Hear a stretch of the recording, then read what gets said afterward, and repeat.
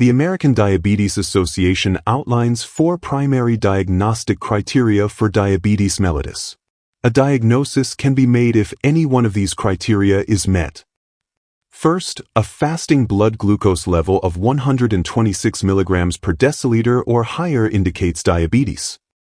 Second, a 2-hour postprandial glucose level of 200 mg per deciliter or higher following a 75-gram glucose load is also diagnostic. Third, a random blood glucose level of 200 mg per deciliter or higher, accompanied by classic symptoms of hyperglycemia such as increased thirst, frequent urination, and unexplained weight loss, confirms diabetes. Finally, an HbA1c level of 6.5% or higher, reflecting average blood glucose levels over the past 2 to 3 months, is another diagnostic marker. These criteria ensure accurate and reliable diagnosis of diabetes, facilitating timely intervention and management to prevent long-term complications.